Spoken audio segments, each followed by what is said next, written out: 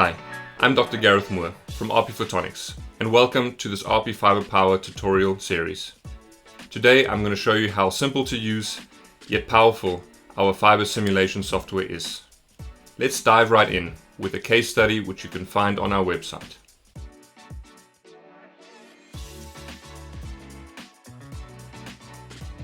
In this video we want to design an erbium-doped fiber amplifier to amplify a relatively weak 1 nanojoule 3 picosecond long pulse at 1550 nanometers. We need to amplify this to at least 10 microjoules, but most importantly, the output pulse should have a strictly rectangular output pulse shape. We can anticipate that at this level of output energy, there will be significant gain saturation during the pulse amplification. This leads to pulse distortion, and so we need to consider a number of different methods for compensating this. Let's see how it's done using RP Fiber Power. For this simulation, we use the power form titled Fiber Amplifier for Pulses. This form simulates pulses as short as 1 nanosecond where nonlinear effects do not apply. Those are handled in a different power form. First, we activate the initial pulse and set its energy to 1 nanojoule.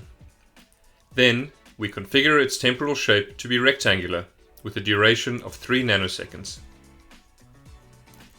In the frequency domain, we set the pulse's spectral shape to Gaussian with the central wavelength at 1550 nanometers.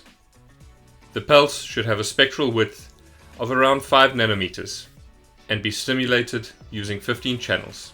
We also set a pumping time and choose a temporal resolution of 20 picoseconds for the simulation during the pulse amplification. Next, we move on to the amplifier properties. We select a fiber from our list of commercially available options and choose an erbium-doped fiber with a core diameter of around 4 microns. We set the fiber length to 1.3 meters, which should be sufficient for most of the pump to be absorbed. Then, we configure the pump settings. We activate the first pump and set its power to 1 watt. We opt for a continuous pump in the forward direction at 980 nanometers. The pump is simulated with one channel, making it quasi-monochromatic. The initial state is set to pumped.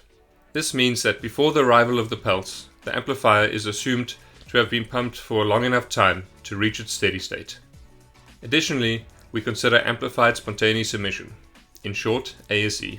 It is necessary to input an appropriate wavelength range and resolution for the ASE to ensure accurate simulation results.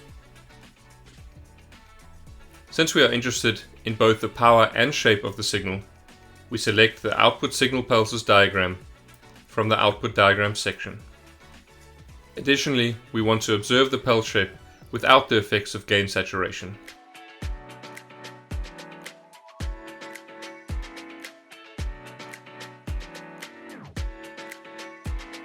Firstly, we note that we have very little residual pump power and some ASE, but we have not quite achieved our 10 microjoule output power goal.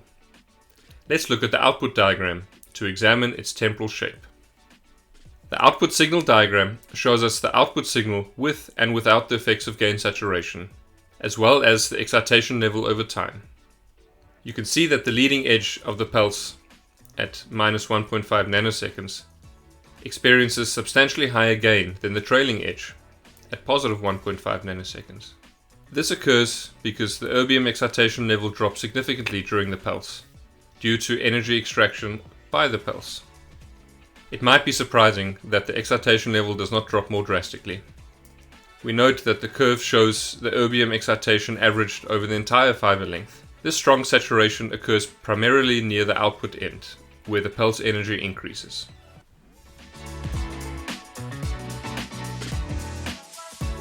To mitigate the saturation effect, we can spread the energy of the pulse over a larger area in the fiber. We achieve this by choosing a fiber with a larger core diameter, in this case 8 microns, resulting in a 4 times higher saturation energy. We observe that we can reduce the pump power to 500 milliwatts and still achieve our 10 microjoule goal. But we are still far from achieving our desired rectangular pulse shape. Increasing the mode area further has its limitations, so we need to try a different approach. The solution is to manipulate the input pulse shape to compensate for the shape distortion caused by gain saturation. The idea is to counteract the lower amplifier gain of the trailing part of the pulse by increasing its input power. We first try this with the simplest approach, a linear ramp of the signal input power. In the power form, we switch to pulse 2 and select a user-defined temporal shape. Here we can input a time-dependent function that is automatically normalized to the input pulse energy. We enter the temporal range and duration along with the rest of the pulse parameters.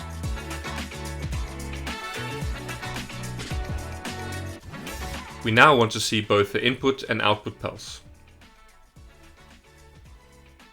Then we can run the simulation. The input pulse diagram allows us to double check that we have correctly simulated the desired linear ramp pulse. Looking at the output signal diagram, we see that the resulting pulse shape is much closer to rectangular, although it is still slightly bowed at the top. For our final attempt, we replace the linear ramp with a similar exponential ramp.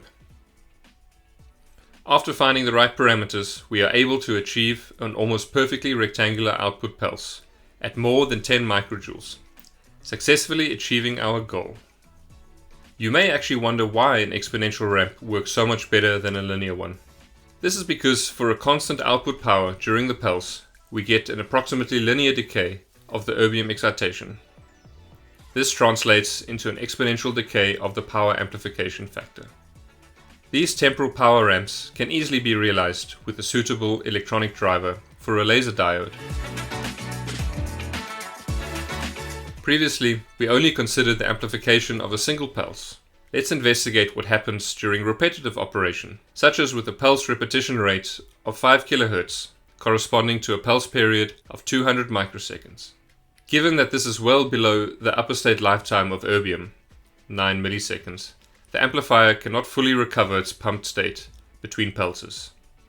On the other hand, an average output power of around 50 milliwatts, 10 microjoules times 5 kHz, is far below the applied pump power of 500 milliwatts, suggesting that it could still work. But does it really? Let's test it.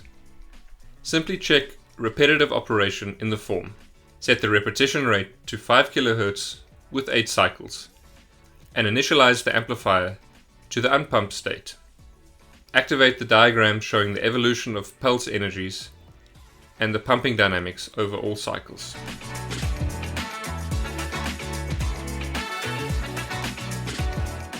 Looking at the evolution of pulse energy diagram, we see that in the first few cycles we hardly get any pulse energy out because the amplifier gain is still very small. However, this changes over time and a steady state is eventually reached. Looking at the pump dynamics, we can see why this happens. In the first few cycles, the excitation level is building up. Most of the pump is being absorbed, resulting in only a small gain. Once the steady state is reached, the recovery of the gain after the pulse is surprisingly rapid. It happens mostly within 100 microseconds, much shorter than the upper state lifetime. This rapid recovery is possible because we are pumping at a power level far above the pump saturation energy.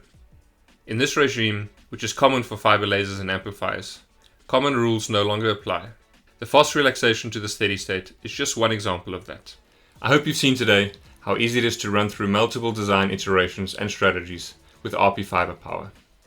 We were able to run through multiple input pulses, learn a lot about gain saturation, both for single and for repetitive pulses.